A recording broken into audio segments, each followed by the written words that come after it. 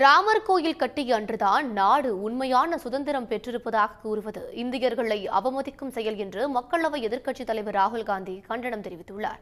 டெல்லியில் 2009ஆம் ஆண்டு முதல் கட்டப்பட்டு வந்த காங்கிரஸ் கட்சியின் தலைமை அலுவலகமான இந்திரா பவனை அக்கட்சியின் மூத்த தலைவர் சோனியா காந்தி குத்துவிளக்கு ஏற்றி திறந்து வைத்தார்.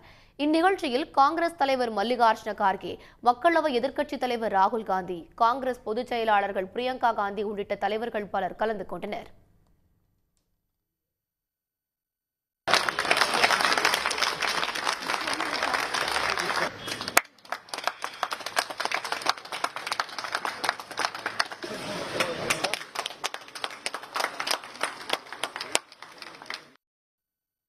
தொடர்ந்து நிகழ்ச்சியில் உரையாற்றிய ராகுல் காந்தி, அயோத்தி ராமர் கோயில் பற்றிய RSS தலைவர் மோகன் பகவத்தின் கருத்துக்கு கண்டனம் தெரிவித்தார்.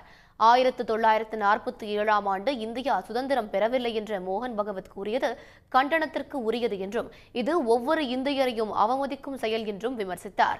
அரசியல் சாசனம் சுதந்திரத்தின் அடையாளம் இல்லை என்ற அவரது பேச்சை வன்மையாக கண்டிப்பதாகவும் ராகுல் காந்தி குறிப்பிட்டார். He said that true independence in India was achieved when the Ram Mandir was built. He says Mohan Bhagwat has the audacity to inform the nation every 2 or 3 days what he thinks about the independent movement, what he thinks about the constitution. In fact, what he has said yesterday is treason, because it is stating that the constitution is invalid.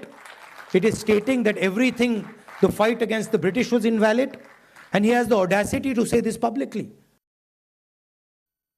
தொடர்ந்து பேசிய ராகுல் காந்தி, குற்றங்களை விசாரிக்க வேண்டிய புலனாய்வு அமைப்புகளே எதிர்க்கட்சியினருக்கு எதிராக பயன்படுத்தப்படுவதாக குறை கூறினார். காங்கிரஸ் கட்சி தற்போது பாரதிய ஜனதா கட்சி, RSS மற்றும் இந்திய அரசையே எதிர்த்து போராடுவதாகவும் ராகுல் காந்தி கூறினார்.